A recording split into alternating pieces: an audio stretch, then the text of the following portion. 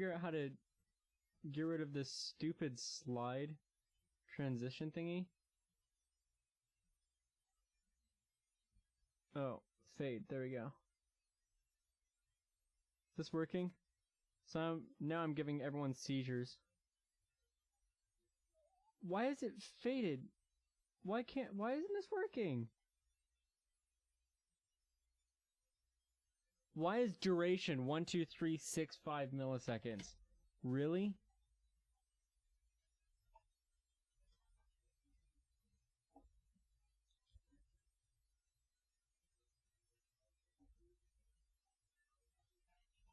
Oh, okay. I think I know what's happening. Okay, now this should be fixed. Yeah, so sorry for streaming that sudden transitions thingy, but the milliseconds went up to 12 seconds in order for it to change from one seed to another. Because the way I have it on my mouse, it was like it goes Control Alt 1, Control Alt 2, Control Alt 3, and I've programmed that on OBS to switch scenes, right?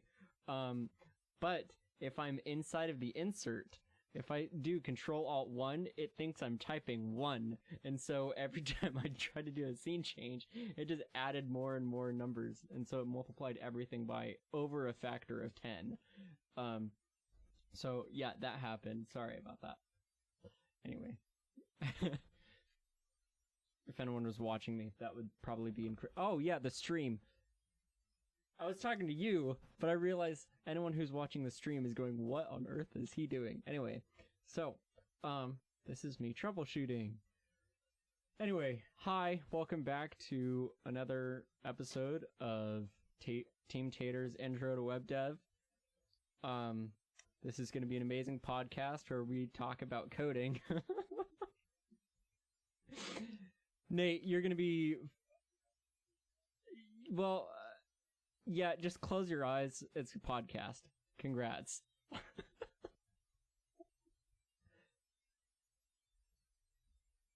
Yeah, you're just going to read it verbatim, including, like, all of the punctuation, and you need to, like... You need to really enunciate. Anyway, so this is obviously important. So currently we only have a couple people who are here. Evidently Daniel's our student. Wait, why'd you... Daniel? Oh, Daniel. No, I don't want to be your friend. Okay. How do I change your freaking name to not be student Daniel? Change nickname.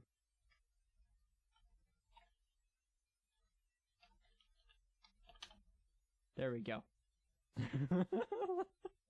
You're now the useless villager from Minecraft.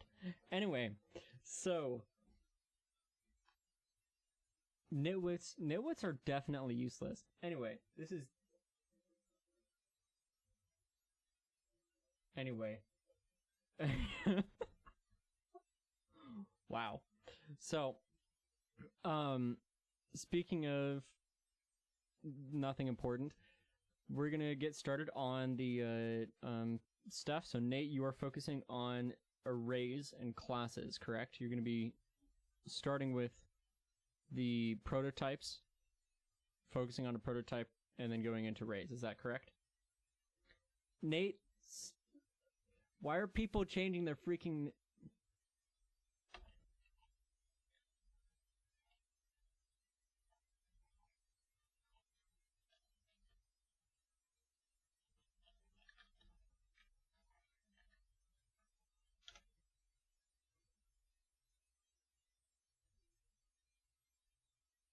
All right, go ahead, Nate.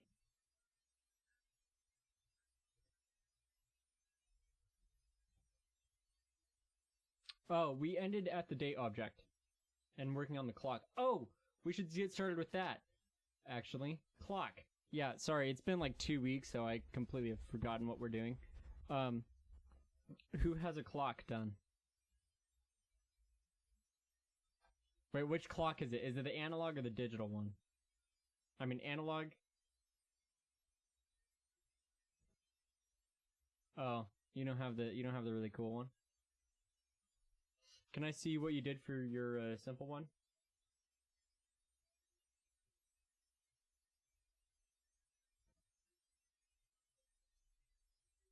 It was a bad solution, okay? Don't.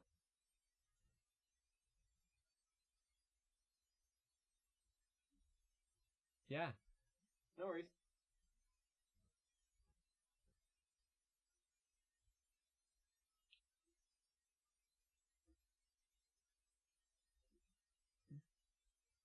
Which solution?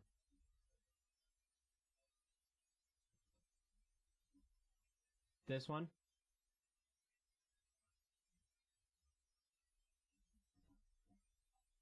Sorry, this one? Yeah. Cool. There's an easier way to do it.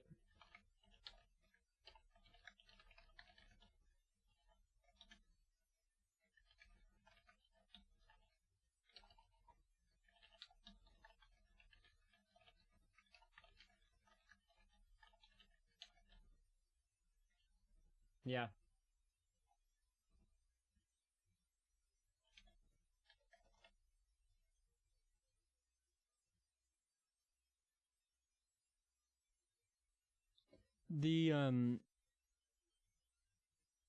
I don't know if this changes how memory is allocated, actually. Because you still have to store it in order to use it, but I'm not sure if storing in a constant changes memory allocation.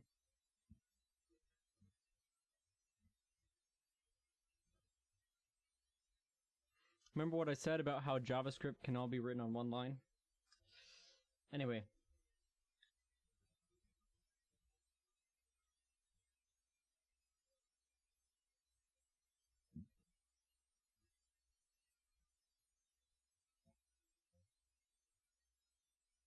Gotcha.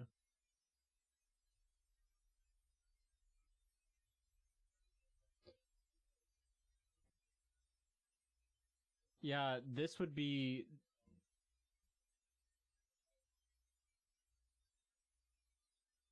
So, yeah, with this, the garbage collector... Right, with this, the garbage collector would be deleting date object and would take a CPU cycle. So what you're doing by having them be in the global scope... Yeah, so what you could also do is, so let date equal new date.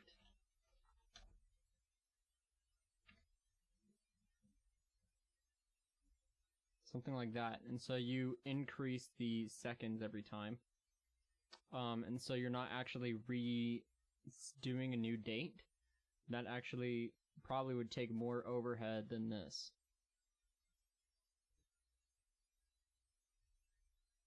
And so now you're using the same memory to, and you're, hey, stop pulling up my floor, cat.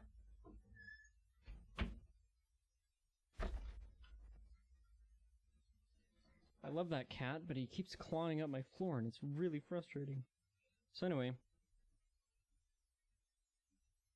Oh yeah, you're right. I was thinking about reassigning at first, and then I changed my mind. Because I was going to do date equals date dot set seconds, and then that didn't make any sense. So yeah, this is also a possible solution and may have less overhead. Or more overhead, depending on how, wait. Right, yeah. Well, I get confused with overhead because it's very similar to headroom in mixing, and headroom means you have more room to do other things. And so less overhead, it just, two different things. Similar concepts, but two different things. Anyway, so that's also a solution.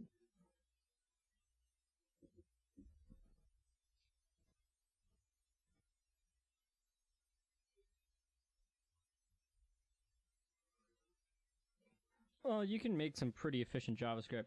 I bet you I could write faster JavaScript than I could Java. No?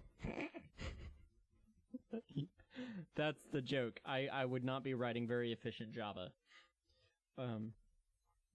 My JavaScript would be faster. All right, so let's get to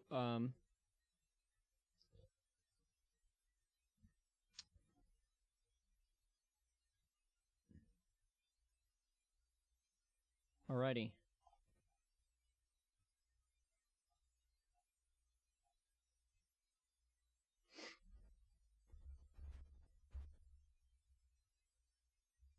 Whoops, wrong one.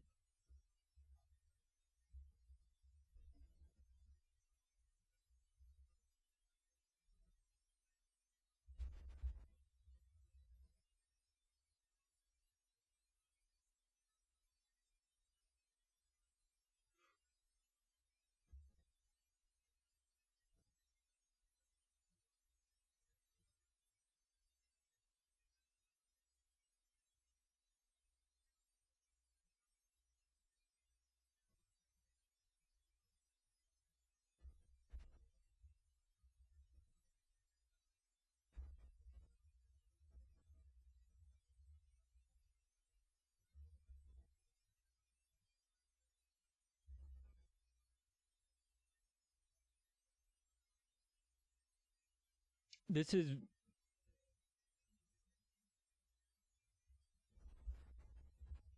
I can add a quick comment. This is useful, very useful for wait, which one are you on? Deconstruction. There you are. This is very useful for passing multiple things into a function that don't need a specific order. So you have a function that needs, like, say 30 different things. I could say A, B, C, D, E, F, G, H, right? And at that point, you could likely need an object. And so instead of that, I can just put that whole thing in an object, and now I'm storing each of those as variables. And then I can say thingy and pass in an object, so on and so forth. Make sense?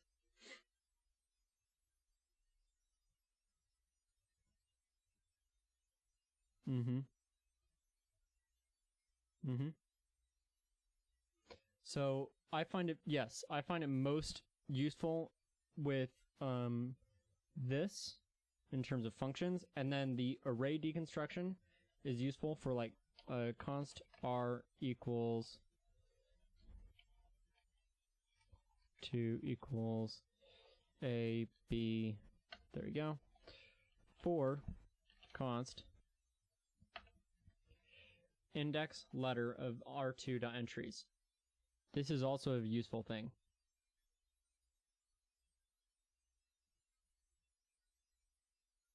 And so what this is doing is it's looping through, and it's taking index, which is a number, and then letter, which is a string, okay, out of the object.entries, which this is also useful for, like, objects. Objects also has entries, so I can do 0, A, B, C, and we'll still do the same thing. Any, because it's not actually. Sorry, it's not that. There we go. Thank you. What?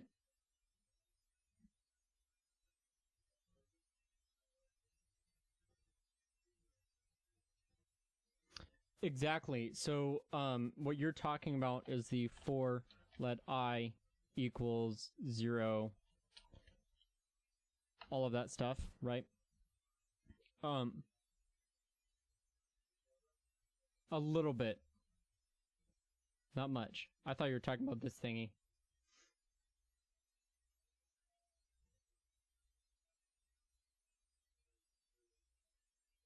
Oh, yeah. Yeah, I know you're talking. It's a very similar thing. What you're talking about is this. So for const thing in R2.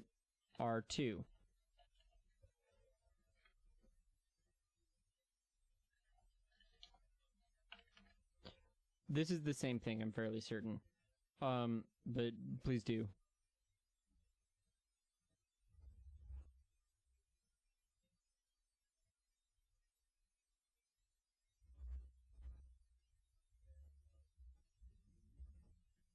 As in the index and then that.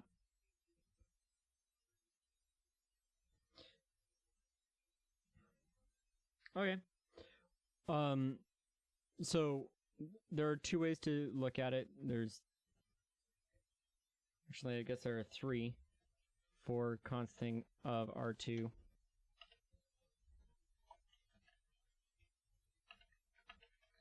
So, did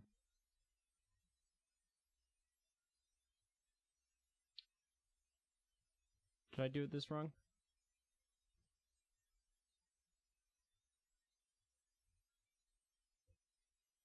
Did I do, I always get these mixed up. It's of, and then in.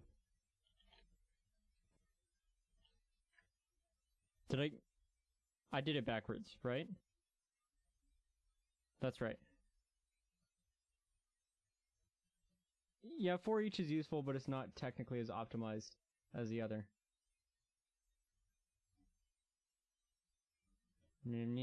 Alright.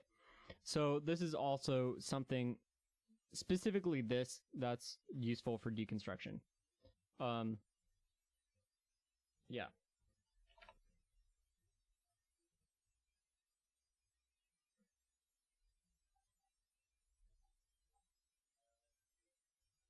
I was showcasing a practical usage for deconstruction.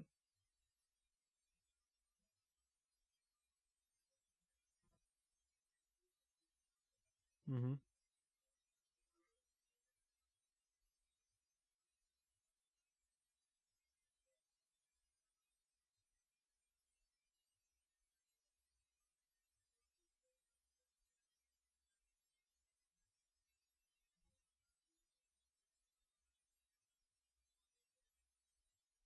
Yes.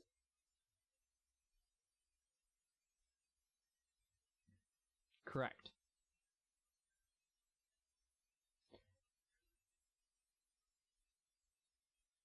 Oh, I see what you're saying. Yeah. It's what you're describing, Cedar, is the array thing, and so that keeps the order. ABC keeps the order. Yeah.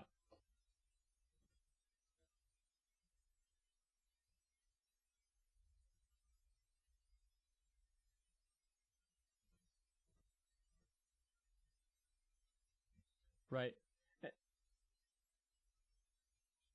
Yeah, it's not a very good practice. However, you can do like single letter variables, which can sometimes be useful. Like E will sometimes stand for element or error, and you don't have to type out the whole thing. It can be kind of useful. Another note, yeah. Another note on that. I completely forgot what it was. Oh, yeah, it also keeps dependencies. So by deconstructing, you are technically keeping a dependency. So if I say const thing equals object, foo bar, okay? And then I say const thing2, shut up, thing2 equals thing1 thing, okay? So now I'm storing thing1 inside of it. Actually, I'll show another thing. I can just store that variable inside of here by just saying that. We established that a couple weeks ago. So what I can do is say const thing3 equals thing2, and if I edit thing3, so I say thing3 dot foo equals baz, thing2 dot foo will also be baz. Okay, so it is this keeps dependencies because thing3 is technically thing1. They are accessing the same memory, and that is useful.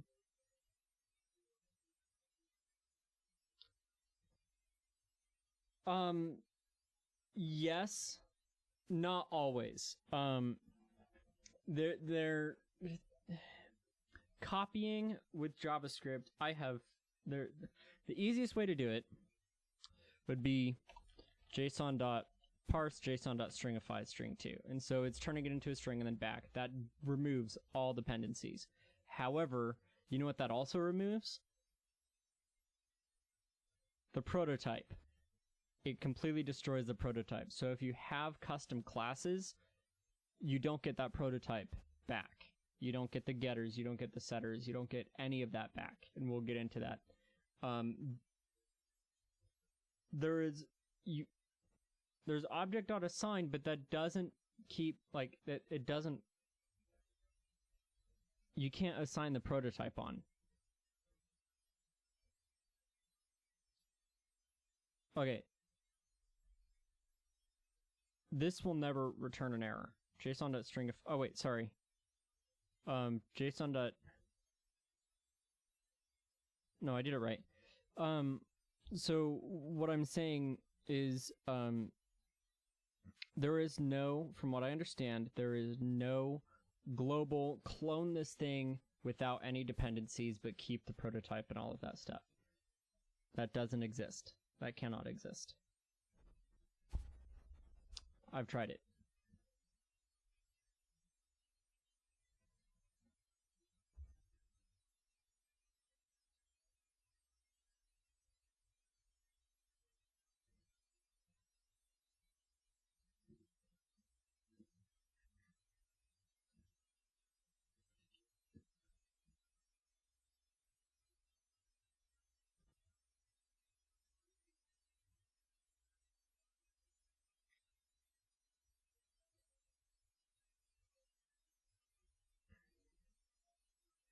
So, difference between Java and JavaScript in terms of classes, you don't have to write public/private. You don't have to notate types or anything.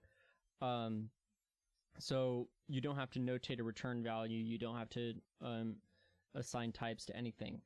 When we get into TypeScript, you will be a lot more comfortable. Because in terms of typing, it is, what is it called? No. No.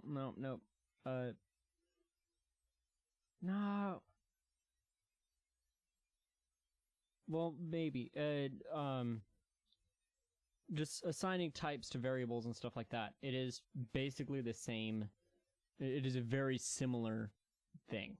Okay? Return types, input types and stuff. There's really no difference, but Nate, you want to just go through for the students? Yeah, for those watching the live stream. Don't forget to hit that like button.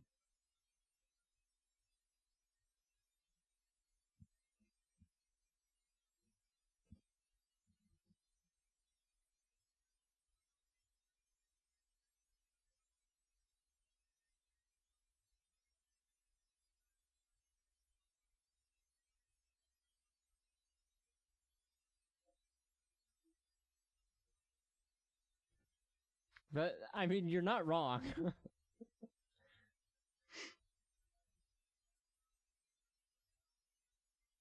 Hmm.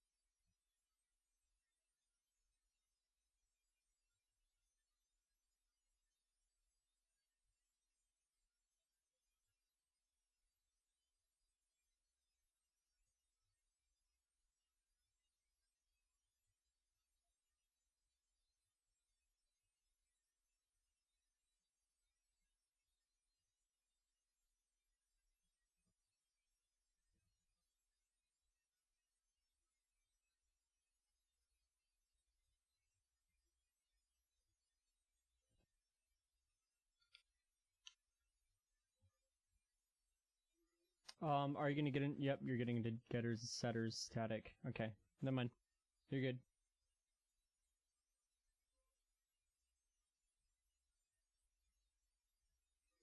So, Cedar, you see the same thing in Java. How else would you talk about classes? Or what else would you add on from your experience with Java?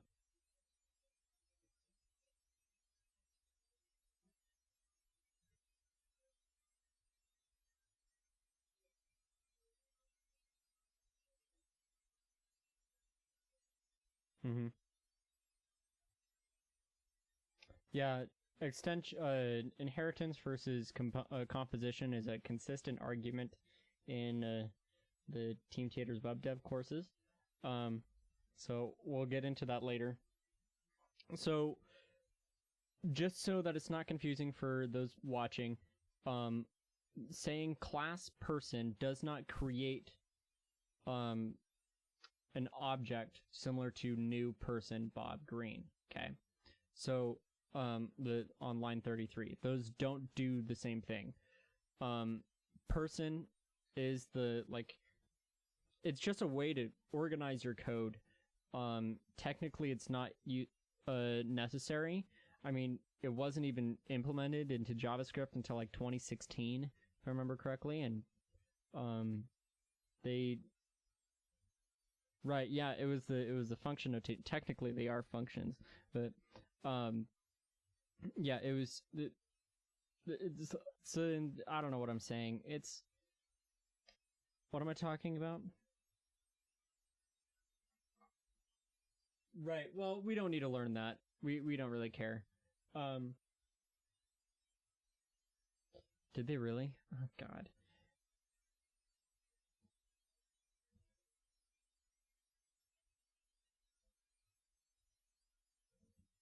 10 years. Oh, 8 years. Yeah, I can do 23 minus 15. Anyway, so you just need to understand there's a difference between creating a class and initializing it. Okay, those are two different things. Creating the class is creating the prototype. Okay, and we'll get into static versus prototype and how those are two different things. The constructor is another thing. The name constructor.name. In this case, if you do person1, Nate, if you do person1 dot constructor dot name, it will be person in all caps. So there's important stuff like that. Anyway.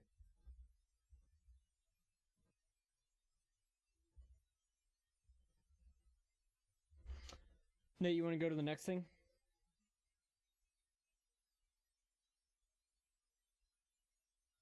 We're not going to do it.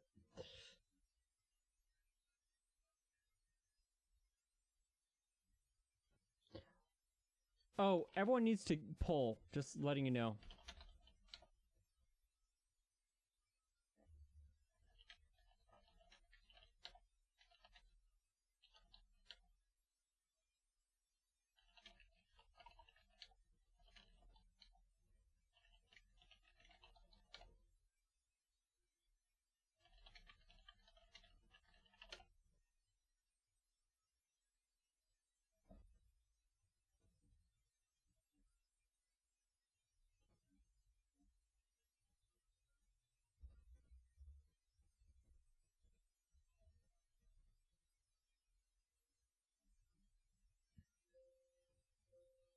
Sorry.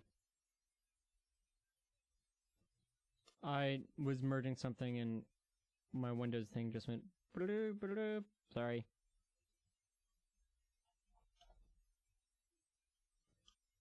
My viewers at home.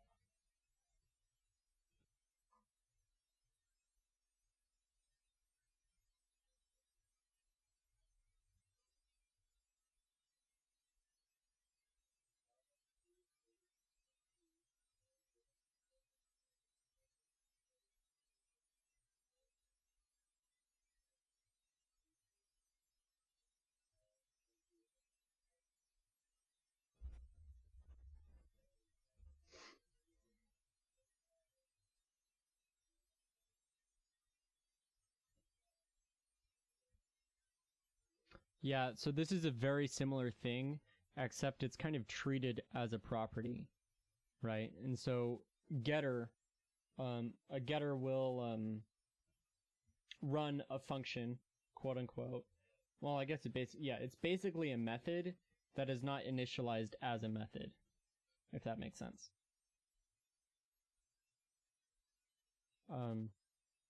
But what you're describing is you have to create a method called setBar or getBar, right? Okay, yeah. Right. Right.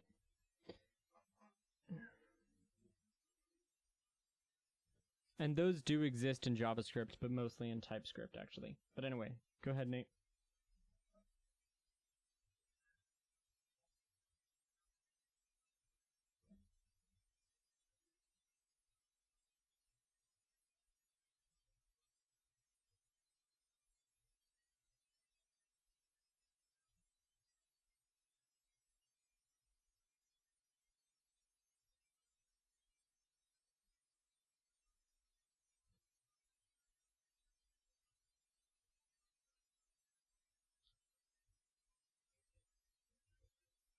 Here's the thing, everyone. Here's the thing. Don't do that. Just don't do that.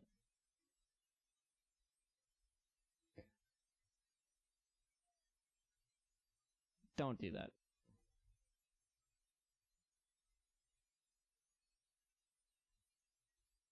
At that point, just use a method. Well, no, if you have a method, it will stop.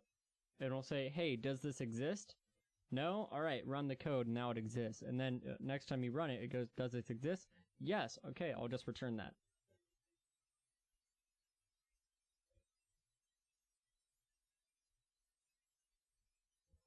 It is cool, but don't do that. Anyway, static.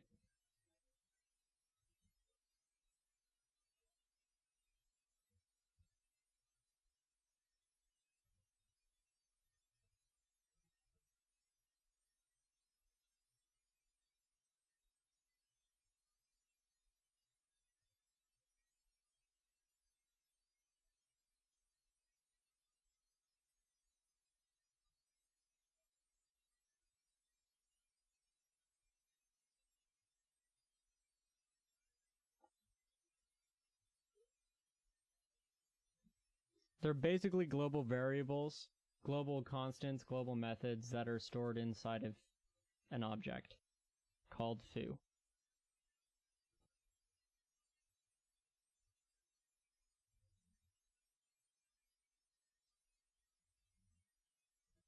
Yeah, I use it for like caching stuff, personally.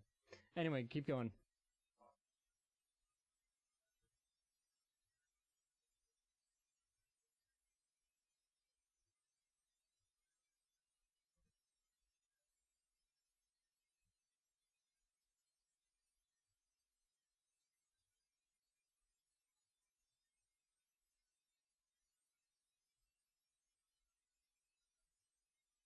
Nate, you're gonna be kicked out if you say that word one more time.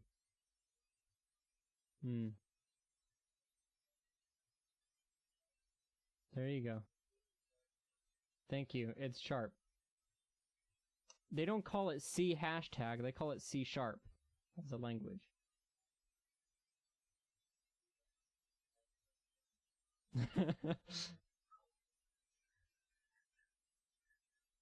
Yeah, and then there's another one that's like 3-dimensional, and then the next one is a tesseract. Have you seen that meme? Oh my god.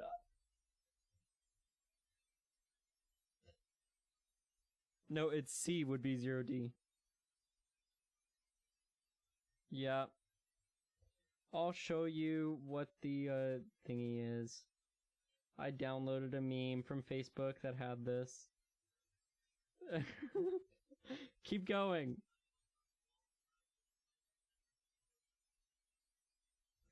No one likes you. Okay.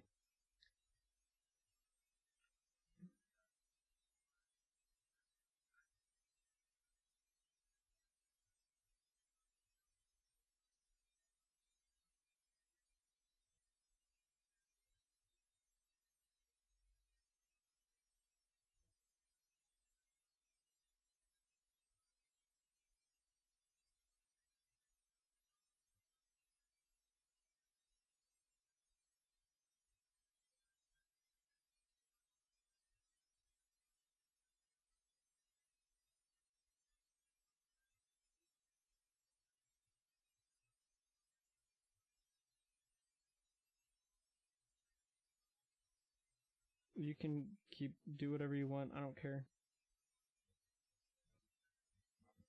I am busy memeing. Hold on. This is actually incredibly important, guys. This is very important.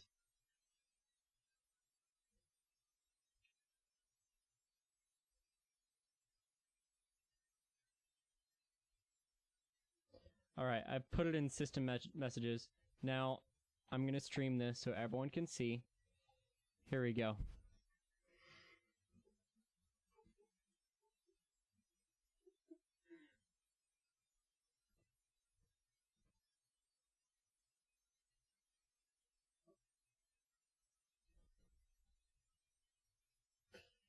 So anyway,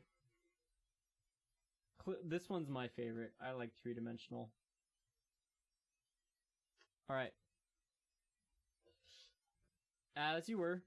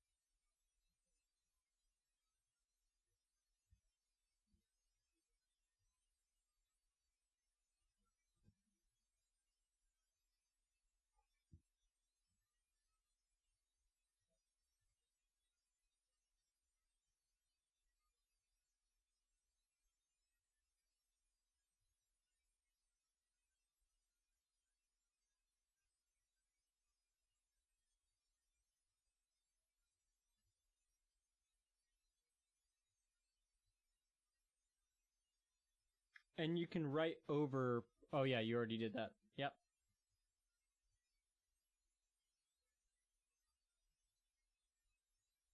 No, you don't have interfaces in JavaScript. Yeah.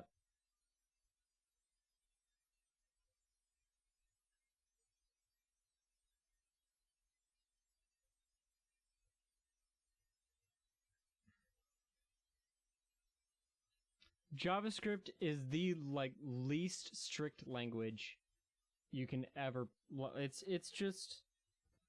It's like Play-Doh. I don't think interface actually is a valid thing in JavaScript.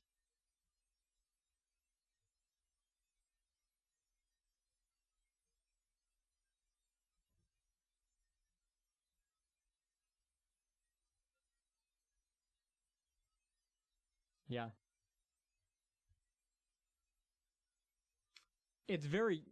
Yeah. It's very useful in TypeScript, which is type safe, and but I don't think interface is even a valid keyword in JavaScript. I'm pretty sure it isn't. Yeah, if you try to write it in, it'll be like, "Hey, this is only a TypeScript thing." So not on the console, but the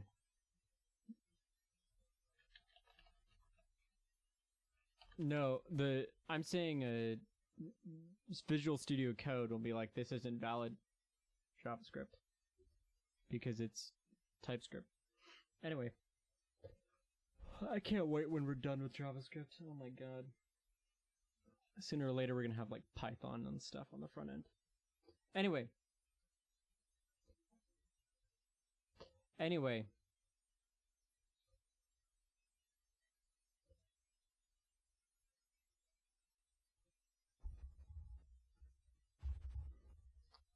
I can make all of your code red. It's very easy.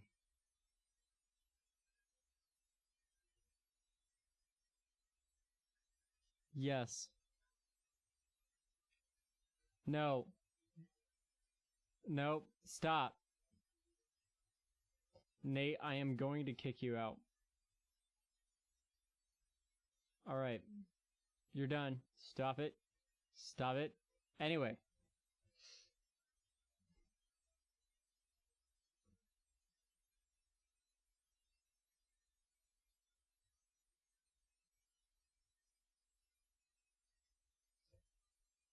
And you should say let index or const index. Just saying. Yeah, make sure it's cconst.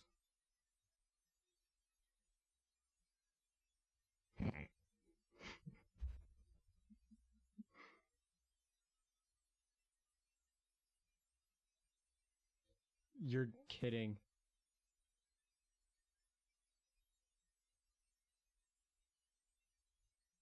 Wait, you're joking.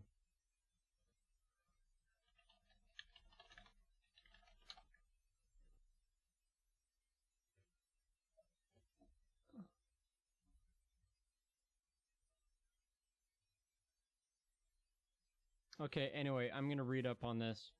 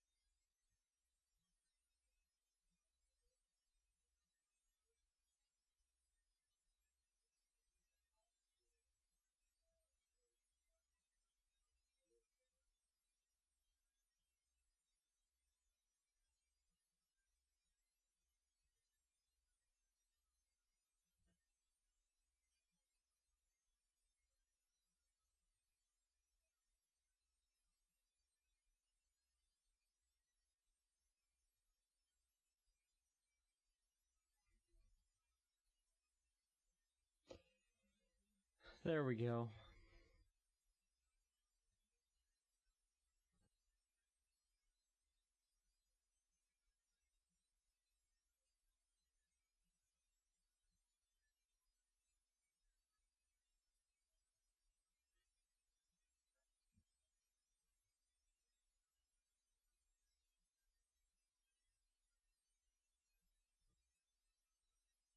So join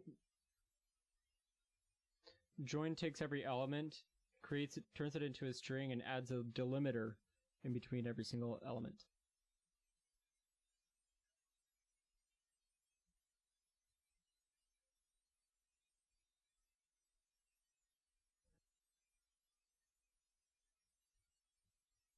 Note the object thing.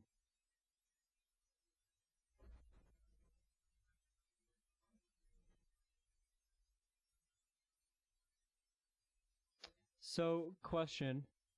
I don't think undefined coerces into nothing. I think undefined coerces into a string of undefined. No.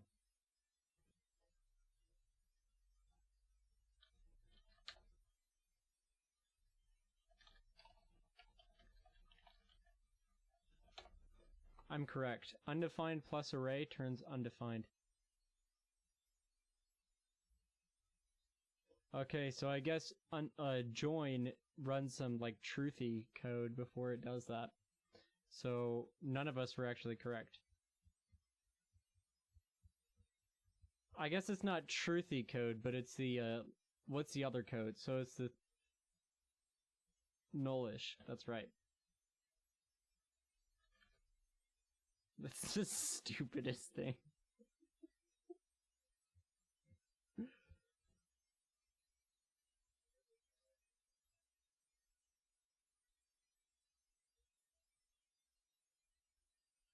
You can make a pseudo document on the back end, actually.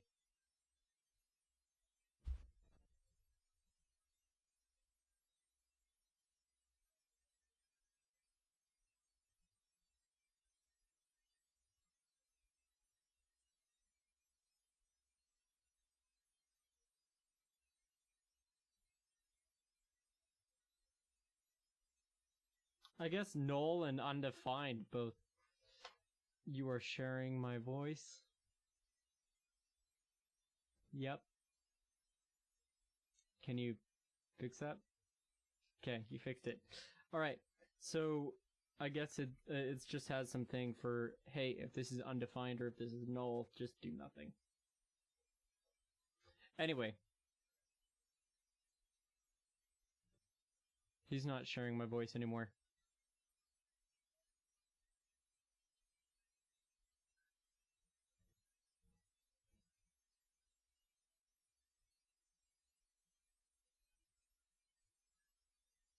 It's BOGO sort. Oh.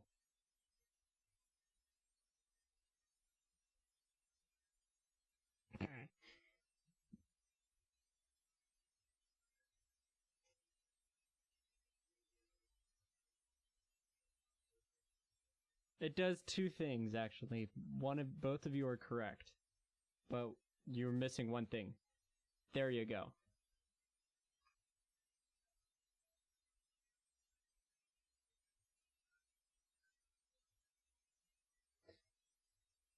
Yeah, so so if you watch, or not if you watch, if you read up on all of these things, if it says augments, that means that the pop or reverse, not join, not slice, but splice will, or I might be backwards on that. But there are certain things that will augment the original array, which means that the data that is, or the memory that is allocated containing that array will be altered, and it's not just copying that array, if that makes sense. That is then augmented. So it's actually changing the original data. So if you see augment, that's what that means.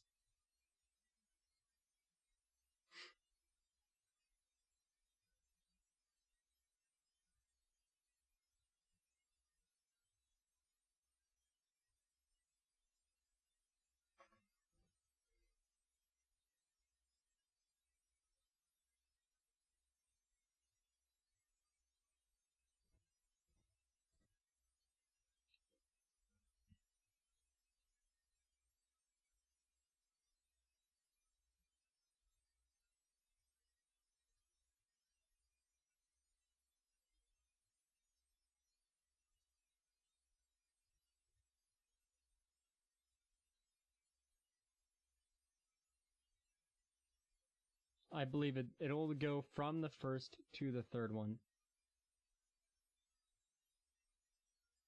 Oh, this is exclusive? Oh.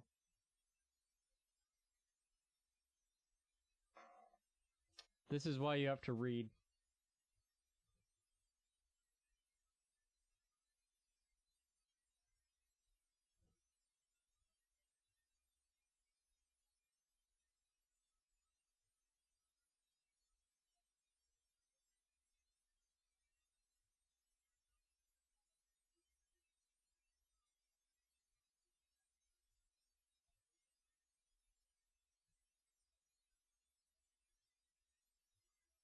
Oh yeah, it'll start at the end and then go to the first. Is that what you were trying to do?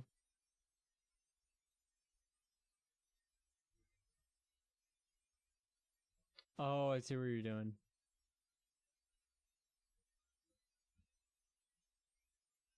Even though it technically does exist.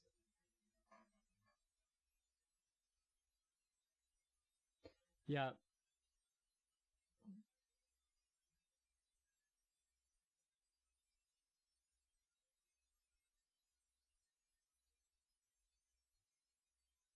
Splice, not slice.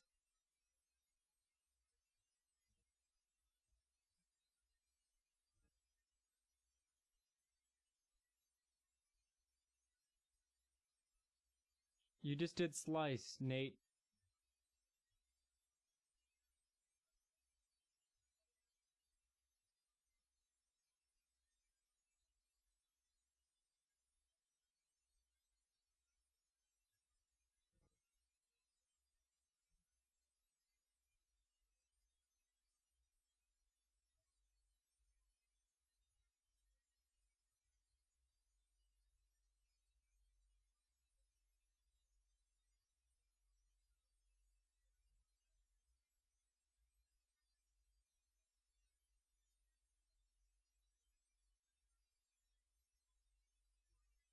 Yeah. So it augments the original array and also returns.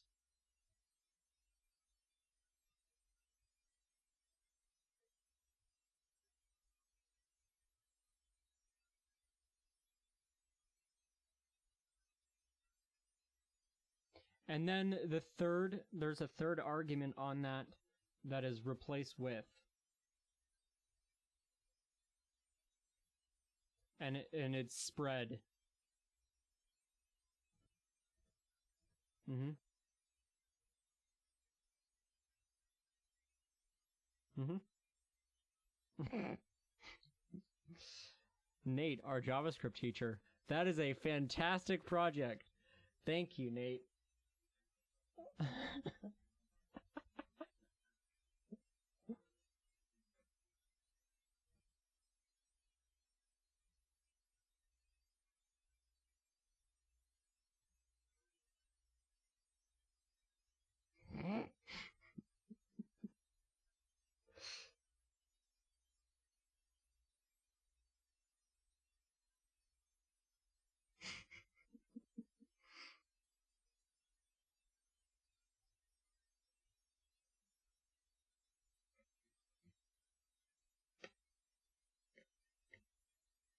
They're called tuples, but whatever.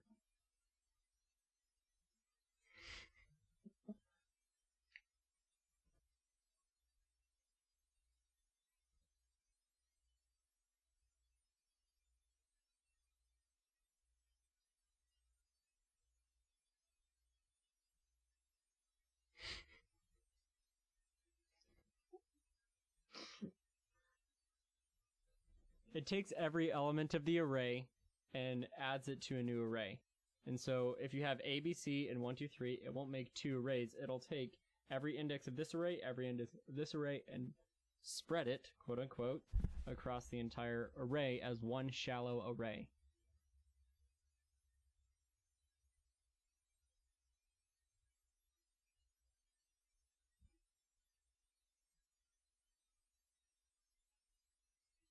Because that makes sense. Because arrays are basically strings if you kind of think about it. I mean, sorry, strings are basically arrays if you think about it. Because if you do the string.splice, slice, I'm pretty sure both, like, slice exists. I'm not sure about splice. And you have it basically a string as an array, but that's just kind of frustrating that the prototypes are so similar. Anyway.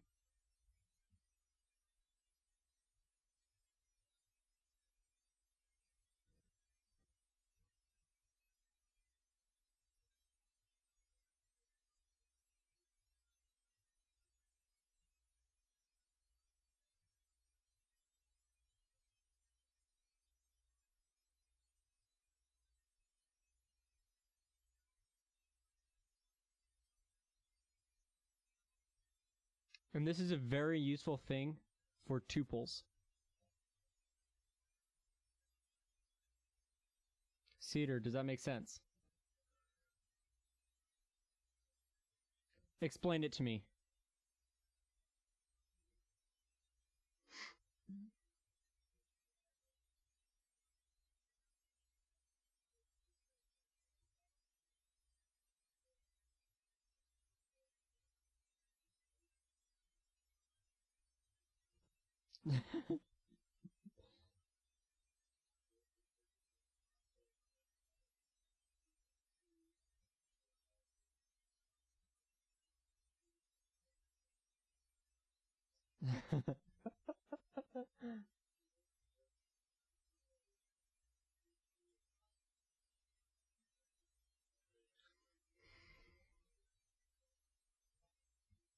Backwards.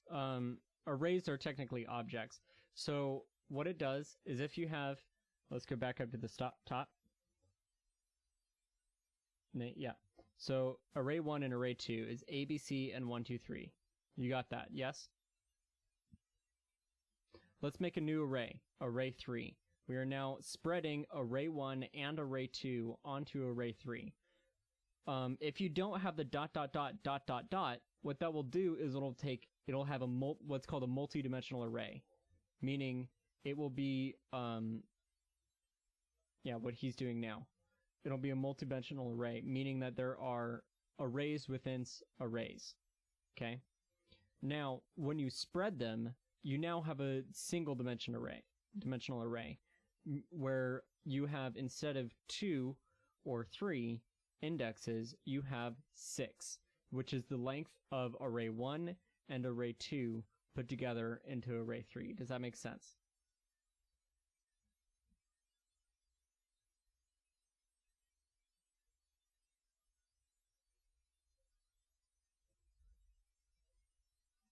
Go ahead.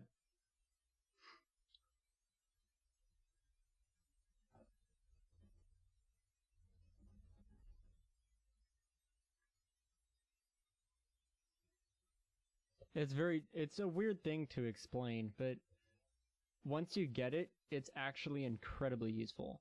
Basically, it concatenates array 1 and array 2 together, but makes a new array without augmenting either.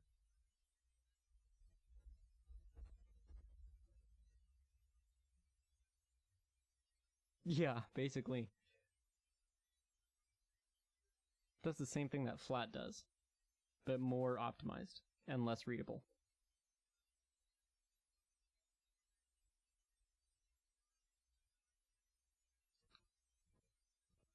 Oh yeah, no, that is the most. Yeah, it's different for spreading into methods or functions. We're still on line 6 right now. Yeah, that's what I think. I think we are. So, Cedar, do you get up until line 13? Does all of that make sense? All right, so now if you go on to functions or methods, do you understand, does that make sense to you? The spreading inside of those.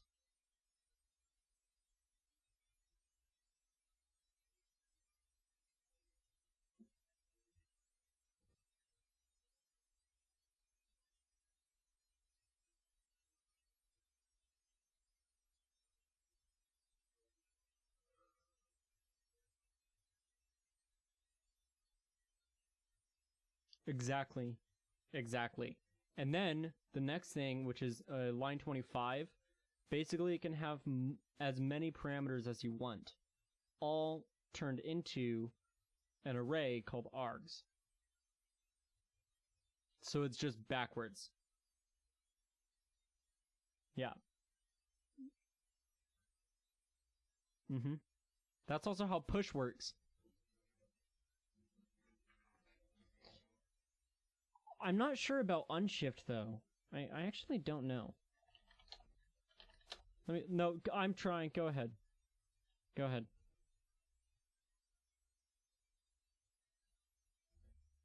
But what order does it do? Okay.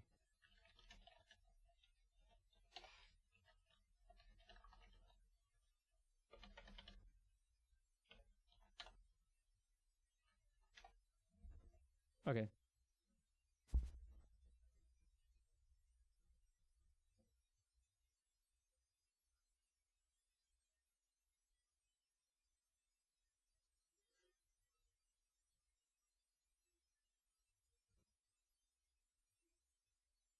Or the other way around.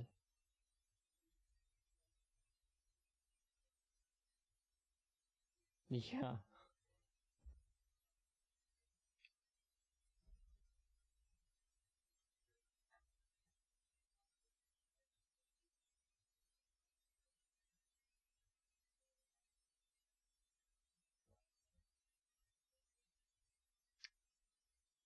Yes. And then also what Nate didn't state, but it's kind of implied.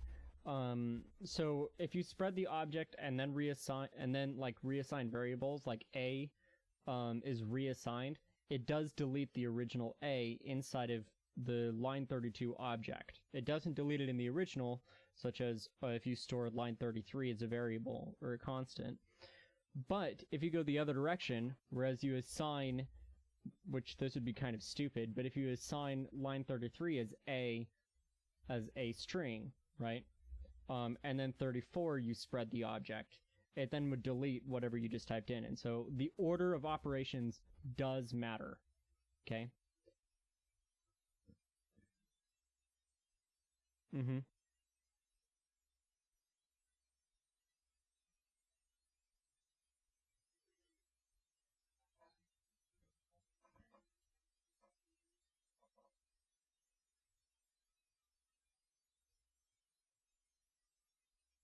Mm-hmm.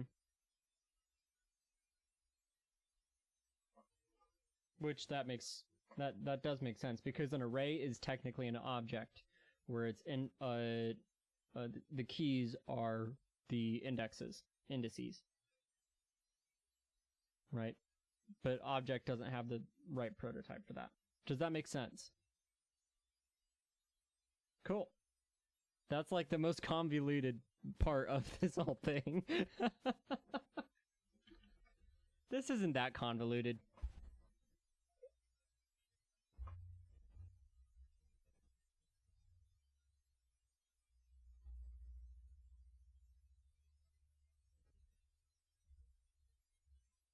I love the rainbow brackets. Oh my god, that is gorgeous. Anyway.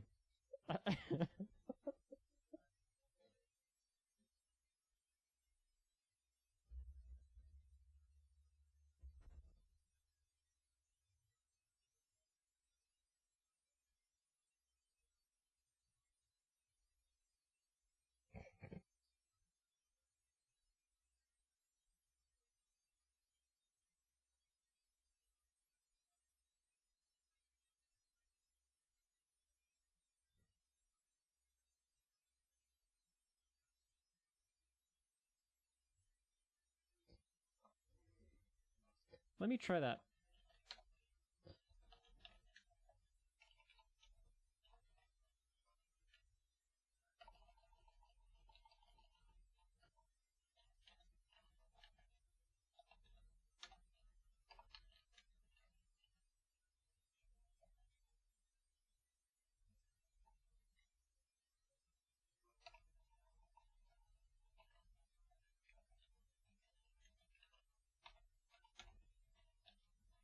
Yes.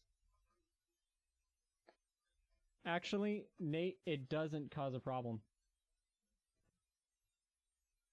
Yeah. That's interesting. I'm curious about dependencies now. Like,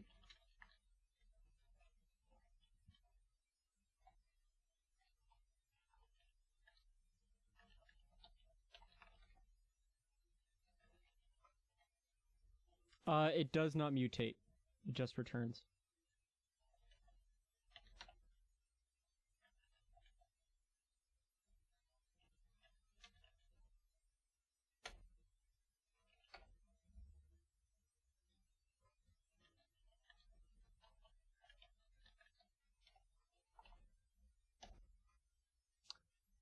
It does keep dependencies. Okay, sorry. I wanted to showcase one thing. Okay. So, it does actually keep dependencies. So, there. Now let's just start. So I made an array, did this whole thing. Right.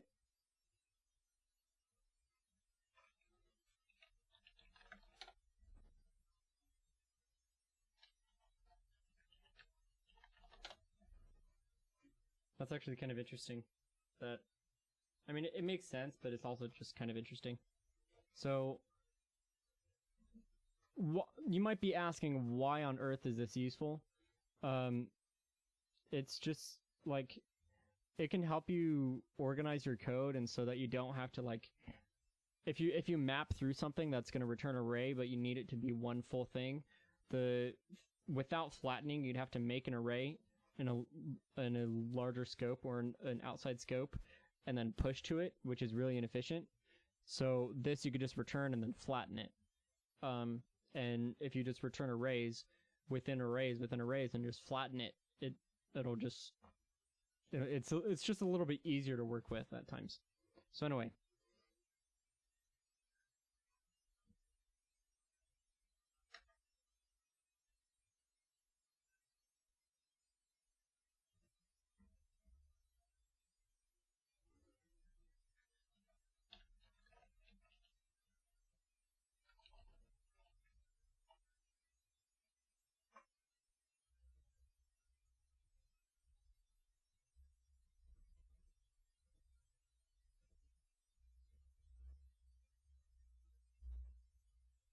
Mm-hmm.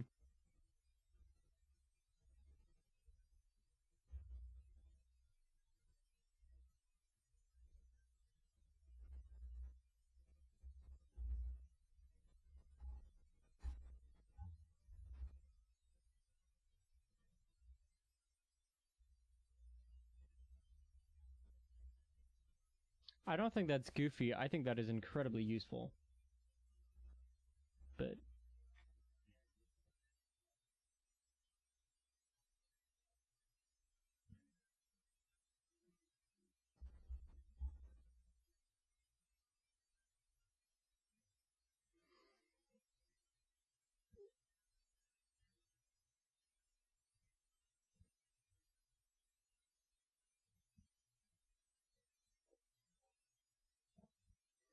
if it says -2, you probably broken JavaScript because that will not happen.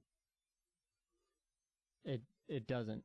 I'm just saying if you see a number that is not -1 and is lower than -1, you have made a if you've seen like 0.5 as the index, you've also done something wrong. Anyway,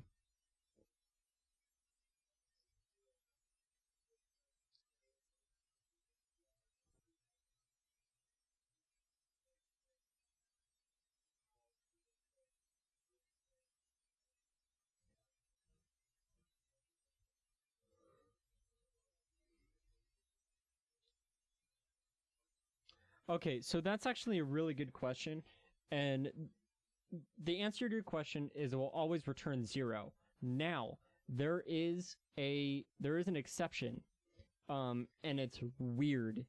I ran into this a couple times.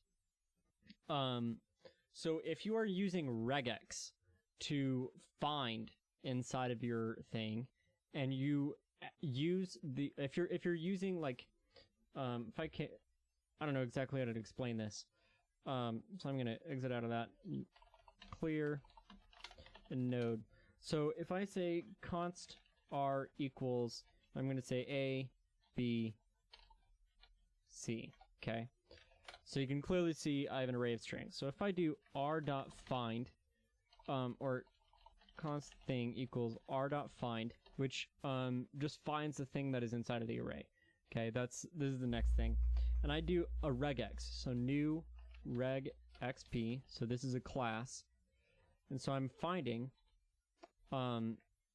if whatever my thingy element dot test e. Okay, so I'm pretty sure that's the syntax. I'm gonna verify, or it might be match. I can't remember. But if I do a new regexp and I say a, comma, g, so this means global scope. But if I do this again, or I say like this, it's weird. If you're using a find and you have the global scope, this isn't actually a great demonstration, and you have this G flag, it will actually alter the original regex, and it will go back and forth between undefined and a, and it will swap. It's very strange. So, this is a very like specific case that we haven't run into on web dev, but I did run into this when I was trying to write a search function. And when I put that G flag in there, it caused problems. So that is the exact symptom of that happened, actually. It's kind of interesting. But anyway.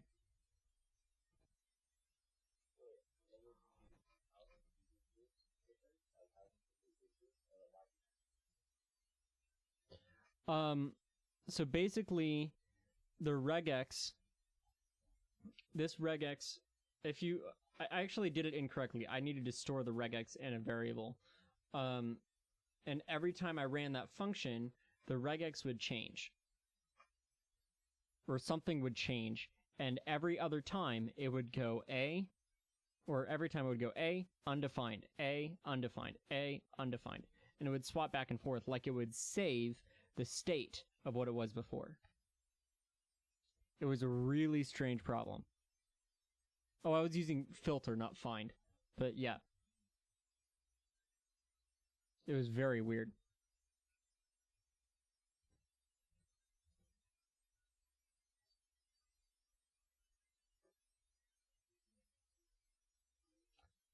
Yeah. I actually personally don't fully understand regex. It is just a confusing mess of a language. It's not a language. It's just a syntax that is confusing. You're right.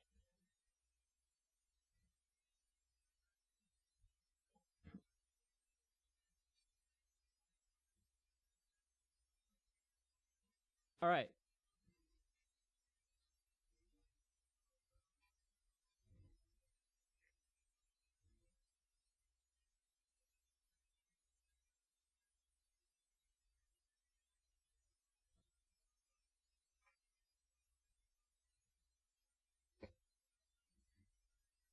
All right, let's continue on. It's 8:30, guys.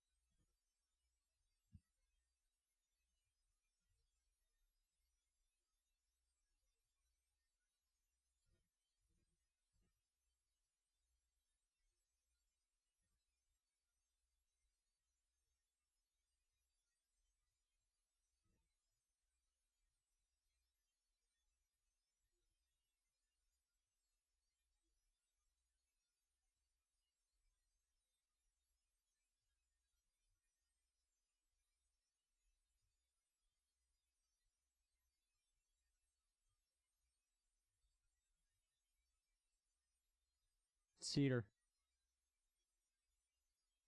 Hello.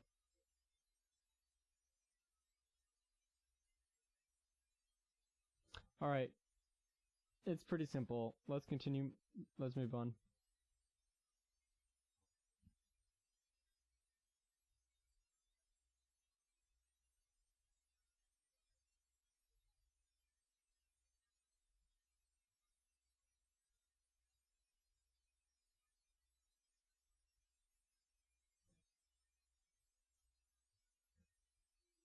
Wait, why did that say it was a string array? Hover over R again. Clearly. Oh, so whatever's open. Yeah.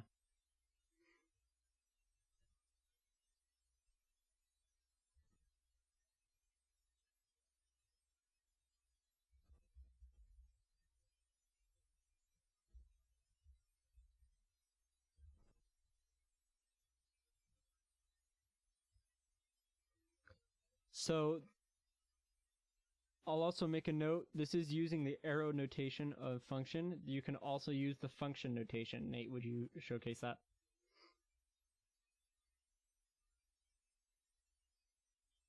No, it's fine. We're streaming.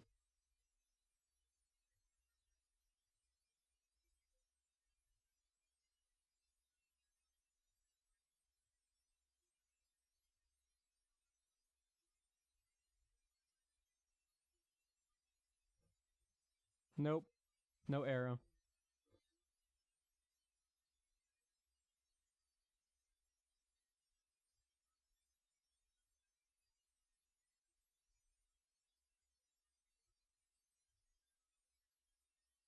Yep. All three of those, well, they don't do the same thing, but the last two do the same thing. But the function is, so what Nate is demonstrating is you can use the arrow method notation, you can use the function notation, or you can just pass in functions or methods into it and it will still work. Okay, so Cedar, just brief update. This is basically a for loop, but it as an array method. If you're confused, watch the video. Cool.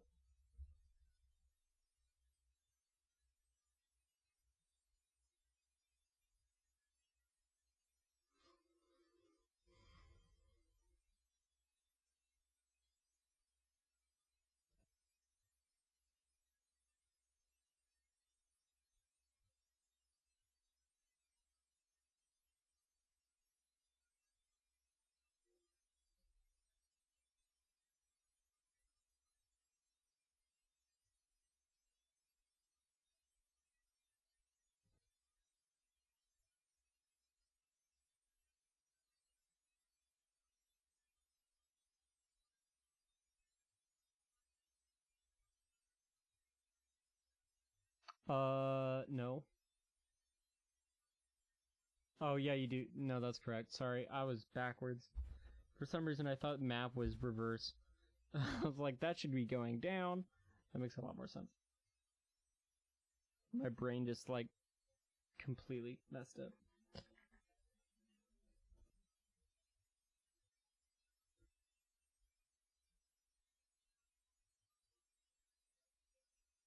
Index. Indices.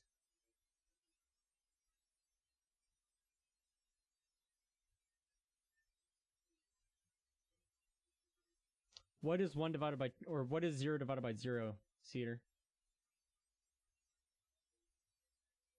So Nate is actually incorrect. It'll be, or sorry, what is 0 divided by 2? Okay, and what is 1 divided by 2? There you go.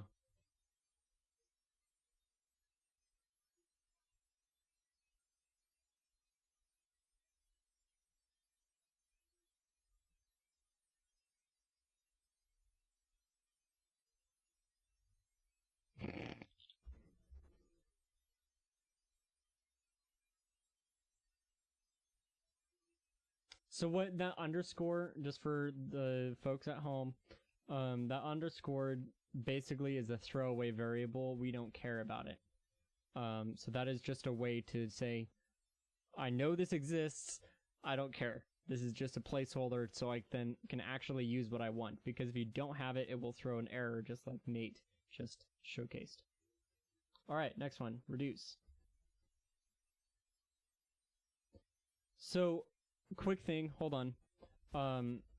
Find index, for each, map, reduce, filter, sort, etc. These all take in a method or a function that is applied when you run on when iterated over every single element. Okay, so find is iterated on every element. For each is iterated on every or applied on every element, in order. So I just want to make that very clear that all of these that we are on, starting at find, taken method or taken functions, some sort of function. Okay, just want that to be very clear. All right, reduce.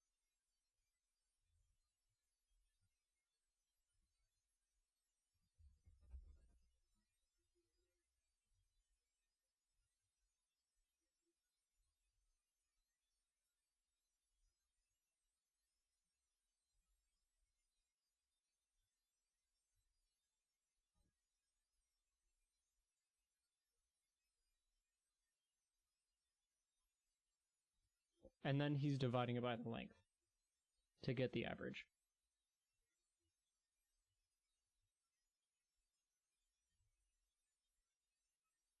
Oh, whoops, I haven't been sharing this whole time. Whoopsies.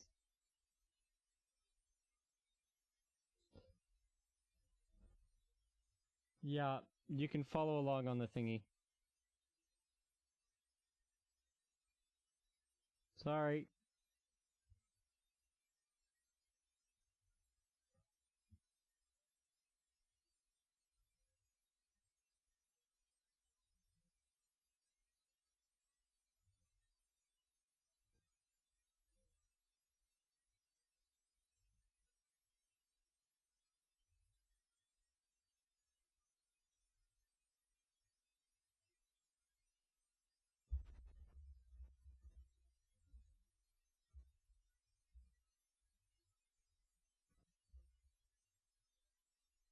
If it satisfies that condition, right?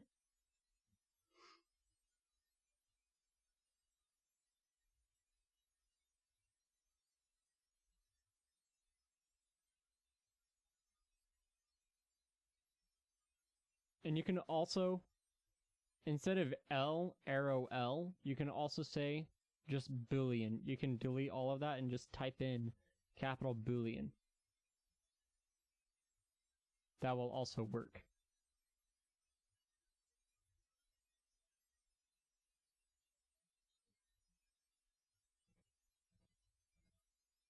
Right.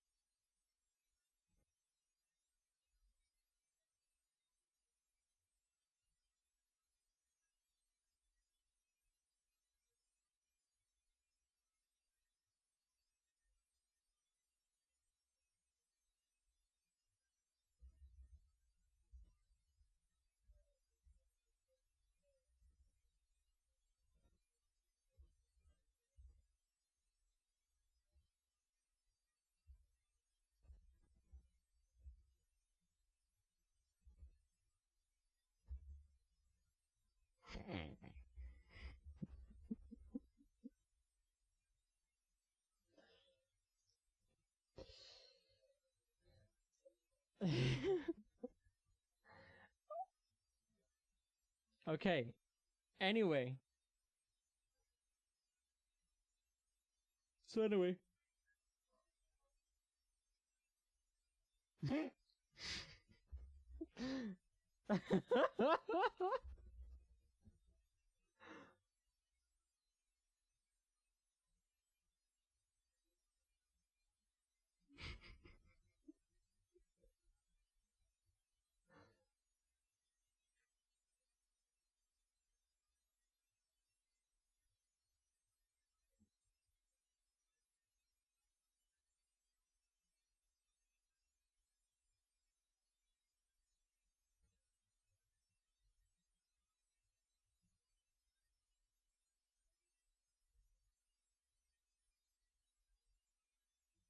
There you go. Yeah. So, from what I understand, the JavaScript sorting algorithm is not a nice sorting algorithm. It's not. It's not a great sorting algorithm. It's a one that says, "All right, let's look at these two. Now switch them. Look at these two. Now switch them." That kind of thing. It's not the pivot sorting algorithm or the binary tree one. It's not. It's not a nice sorting algorithm. Sorting algorithm. Ideally, you'd want to do the pivot thing, but it's not how that works. It's R to the N, O to the N, right? I think that's how you describe it. It has a O to the N. I'm pretty sure what it is.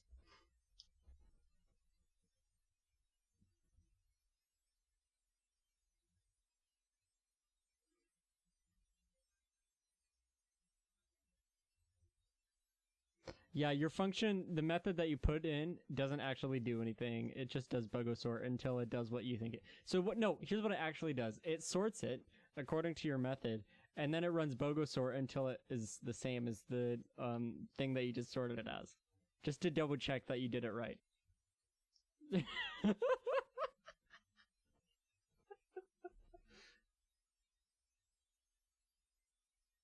Yeah. Mm-hmm. It BOGO sorts 3 times. Got it. Okay. All right. And if it doesn't work, if they're not the same, then it just throws an error and deletes your C drive. So, I want I want everyone to be very understand we are joking right now. Just want to be very clear about that. Okay. All right. Nate, what are the last 2 things? Okay. So, I just want to quickly fix my error. So arrays starting at find and find index. Basically, you are finding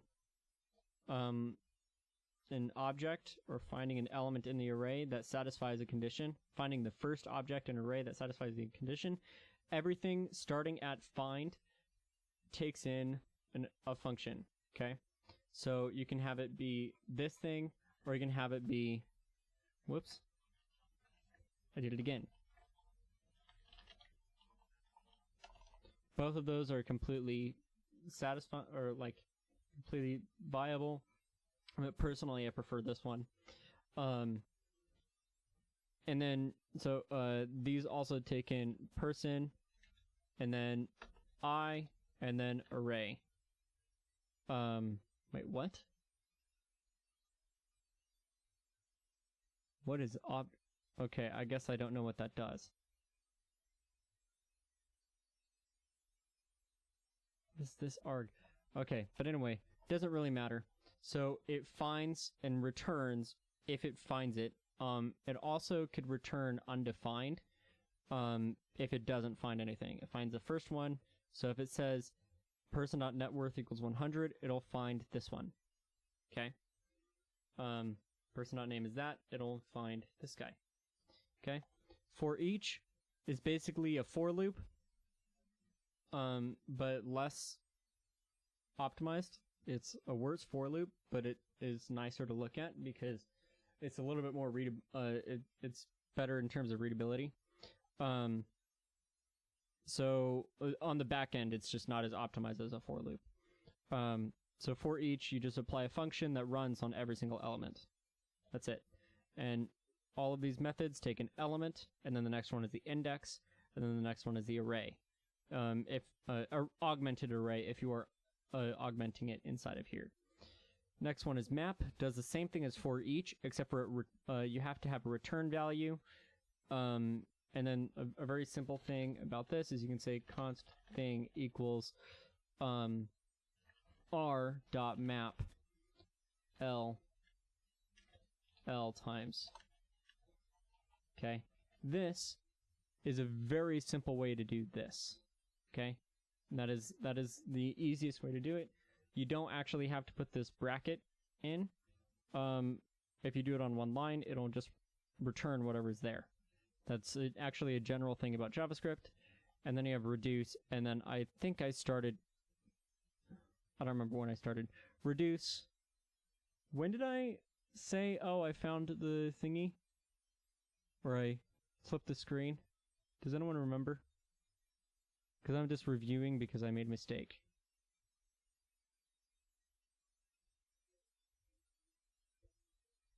Daniel, when did you say that you needed Nate to zoom in?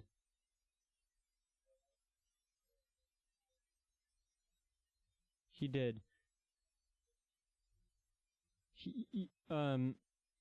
Nate, when did you zoom in? Do you remember? When did you have to zoom in? Okay, that's not very helpful. So reduce is it's kind of weird, but simple once you get used to it.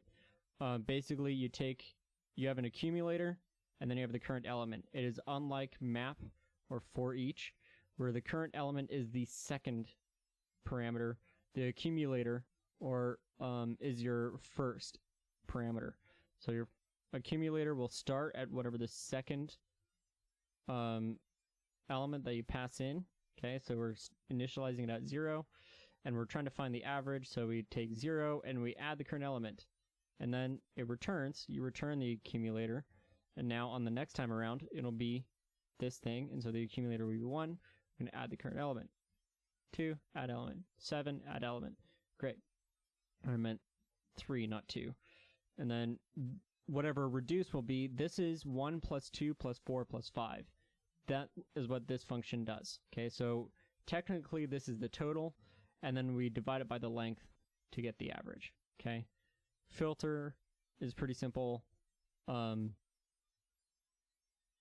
Filter. When did we? I think. Darn it! How dare you? So So anyway, um, I mean, that's basically what society does anyway, but that's irrelevant. Yeah.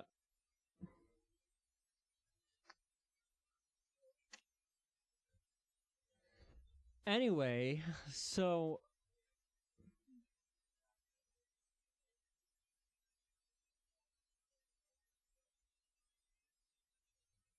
okay, so I can be done now.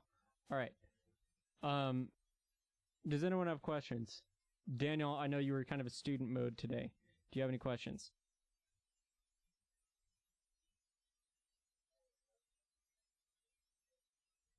Element. So it's basically whatever. So, really, L can just be whatever. It can be John, Jacob, Heimer, whatever, and whatever.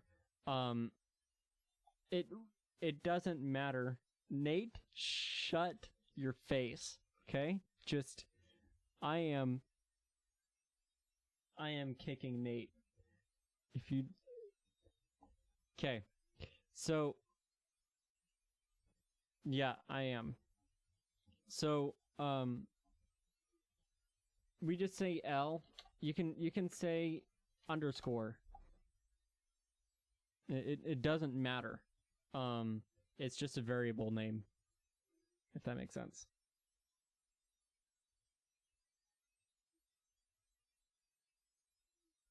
Daniel, I was talking to you. Cool. Any other questions?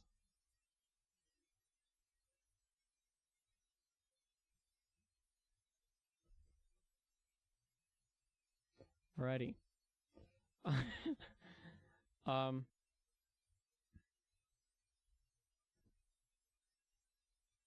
looks good.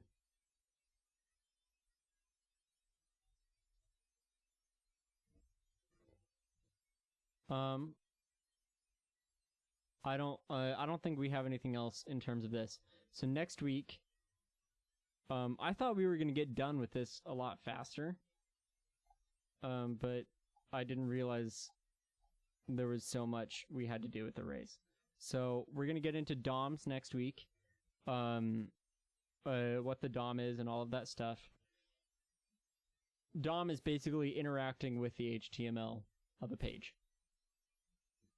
So we will get into that. This is where JavaScript, I'm not going to say truly shines, but this is basically why we have to learn JavaScript and why it exists, basically. And also we'll get into why it's a crappy language and why it can never change next week. So, any questions? Daniel, I wish you wouldn't do that.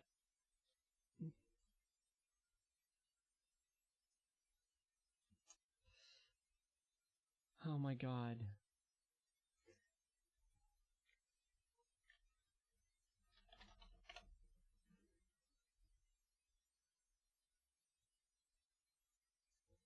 Anyway, so we will get started on that next week. I don't really have anything else unless there are questions.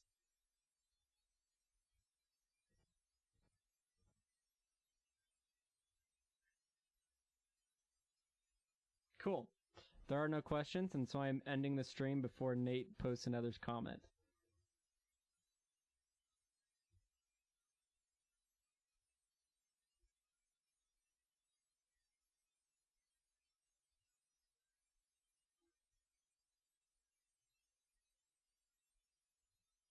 All right, we're done. Bye, Nate. Bye, everyone.